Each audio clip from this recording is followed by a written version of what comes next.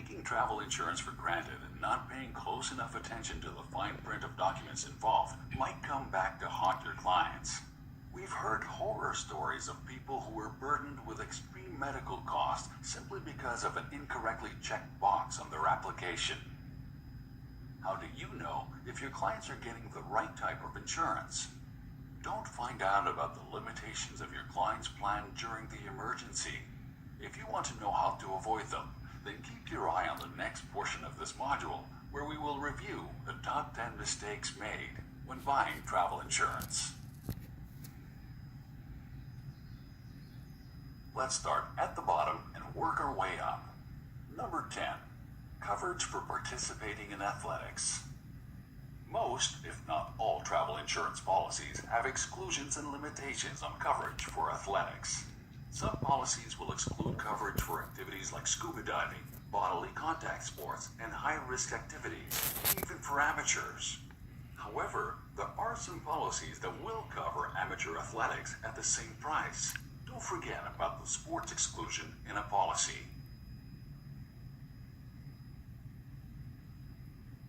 Number 9. Do your clients have pre-existing coverage?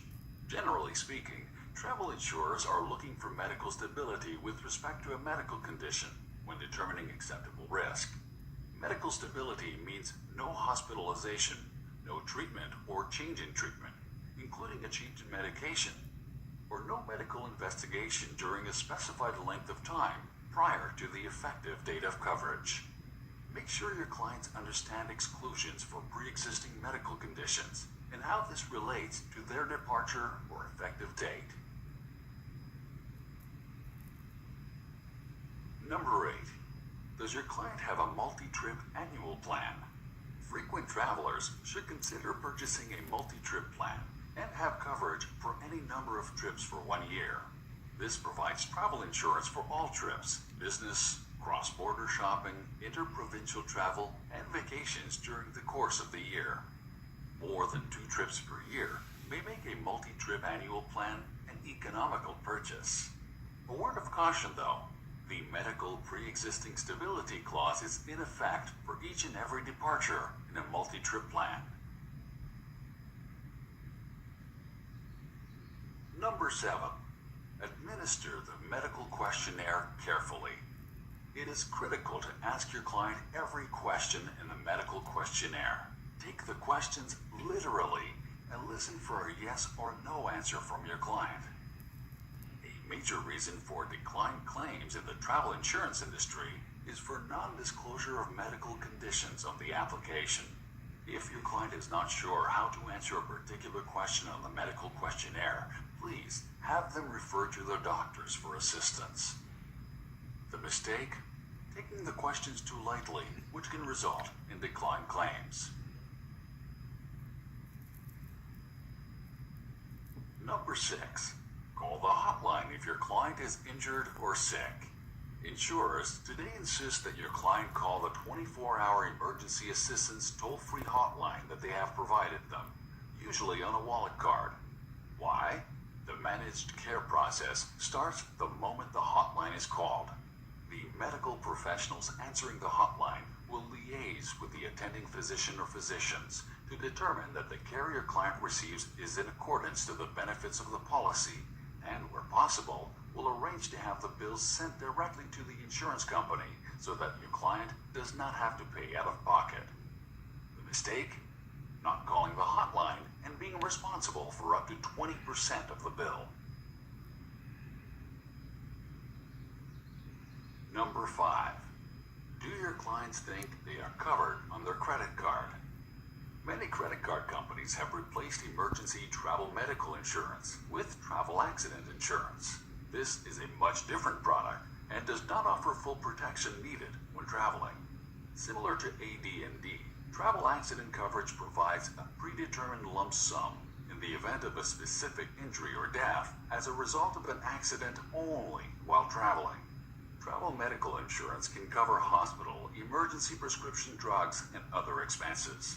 In addition, cards do have age limitations, pre-existing condition stability exclusions, sports exclusions, etc. The mistake? Your clients relying on their credit card for travel insurance without checking.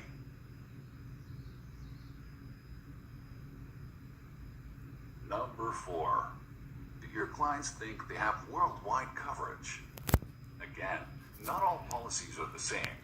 For example, American insurance companies won't cover travel to Cuba. Canadian insurers are not prevented from insuring travelers to Cuba. Speak to your clients to determine their needs. Number 3. Do your clients think their government health insurance plan, GHIP, is sufficient coverage? GHIP contributes approximately 7% of your clients' out-of-province medical expenses. GHIP sets dollar limits on covered expenses for hospitals and medical services outside their province of residence. Recommend that your clients supplement their government health insurance plan. Go to www.clia.ca to learn more.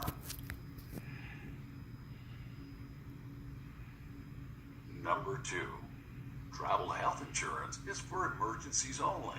Make sure that your client understands that when buying travel health insurance, they are helping to protect themselves from potentially catastrophic and devastating costs in the event of an emergency. Routine checkups, non-emergencies, and continuing care for health conditions are not covered benefits of a travel insurance policy. Have your clients take the time to understand what is typically not covered. And the final mistake made when buying travel insurance is, number 1. Your client's neighbor recommended they purchase a really great, cheap policy. For all the reasons presented, explain the importance of purchasing a travel insurance product as recommended by an insurance professional.